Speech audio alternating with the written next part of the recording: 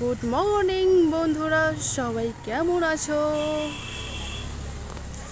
তো তোমাদের সবাইকে বলছি, আজকে সব শান্ত আছে, কাল যে সব শান্ত থাকবে তার কোনো মানে নেই। তাই তোমাদেরকে বলছি, সবাই